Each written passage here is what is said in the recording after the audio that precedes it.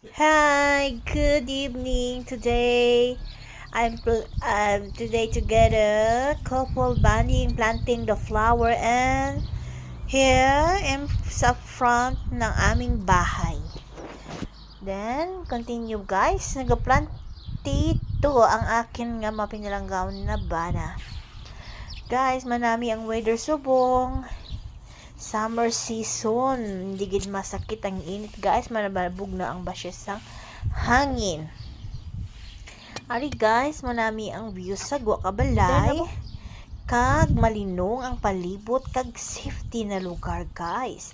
Kaamo ni nga bansa guys nga wala sang manog or safety place pag abot sa mga and then I voice record dito. Kung may mga matabo nga mga World War, ang New Zealand guys ang pinaka-safety nga lugar guys. Ay kita subong ga-continue ang akon nga partner sa pagtanom sang bulak. Ang akong partner mahilig na siya magtanom sang bulak guys. Ako naman mahilig magtanom sa mga gulay o laswa. Kaya dito gina nag-harvest ako sang akon nga gulay guys. Kaya nilakot ko sa akon nga tinula nga manok. Do karon nga gabi amo daamon nga sudaan ta akon nga mapinalanggaon na bana. Hello guys. Maayong gabi diri sa New Zealand kag maayong hapon man dira sa Pilipinas. Guys, 6:45 na di guys. Hamon ni kasarag ang 6:45 guys. Masanag daw pareho lang sang alas 2 sang hapon. Amo ni guys ang amon kabuhi diri sa New Zealand. Bawal nga mag-arte-arte ka dyan, magpiling social, piling mayaman. Kung diin kita naghanggod, magpakatotoo. Mahirap na guys.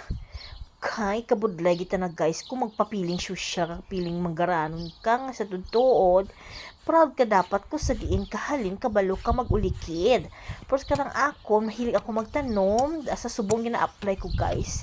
Dito sa New Zealand, mahilig ako magtanom, bisan sa Pilipinas, pakusad to, mahilig ako mag-garden. Upo nang akong ginikana, kaya proud ako sa akon, nga hanggudan dito sa Pilipinas. Hindi ako pa, pareho sa iba nga babae nga inyong expect nga, hindi kabalo magulikis ang anagin halinaan.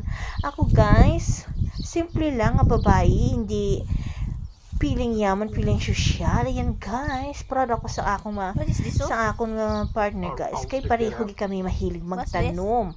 Kag gusto ka akong nga banag guys, ma-experience ang buhay magsasaka dito sa akong nga lugar. Amo na guys, hindi pareho sa ibang mga kano nga ang kano ba lang nabalaan ko